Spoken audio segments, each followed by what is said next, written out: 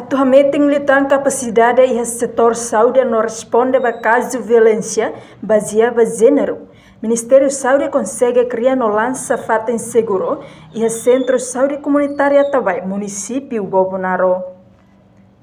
Cerimônia de inauguração da fato inseguro e o Centro de Saúde Comunitária também realiza na sexta-feira no Lorecinem, Fulang Maio, Tinanrihon Rua, no Lorecin Tolo. Vice-Ministro de Saúde Bonifácio Macaulay dos Reis Hatetek, fato inseguro idane. Badala rua ona, hanesan marca história, importante idatang, husi esforço, hori continua a meter capacidade, setor saúde, a responde a casos de violência, baseada em gênero, e a Timor-Leste, particularmente e a município Bobonaro.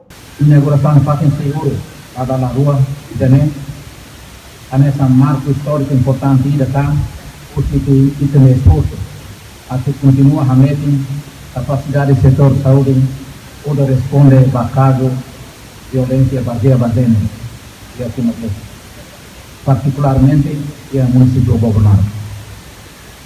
Inauguração fato inseguro badalolo, itahalona e aqui na foto do município de Queque.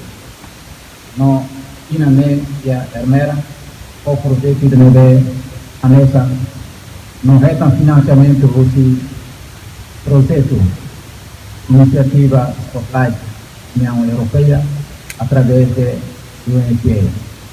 Enquanto o embaixador União Europeia Mars afirma, realiza lançamento fato inseguro e a âmbito iniciativa Spotlight neve significativo e a compromisso mútuo de combate à violência baseada em gênero.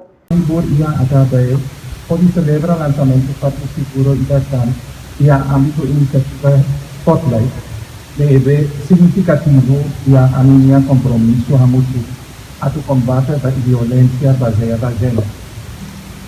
Nunemos representante UNFPA e a Timor-Leste aprecia a rifa em Cabo de Han, nacionalmente feito roidades se não lo recém lima tohat não lo recência, maqueta não sofre uma russi violência física, no iha Bobonaro rasik, iha por cento tol não lo recém rua, mas sofre uma violência física. Portanto, fato inseguro refere, a medida 8x8, completa a sala visita, sala examinação, sala acontecimento, quarto descansa, inclui haris fatem. Na cerimônia lançamento fato inseguro, participa o vice-ministro de Saúde, secretário de Estado da Igualdade de Gênero, no inclusão, embaixador União Europeia, representante UNFPA, no convidado se lutam. Reportagem no Vai Magno Televisão Timor Post. Janela Informação by Emma Hotu. Atuheta informação atual diakliu kita haluha.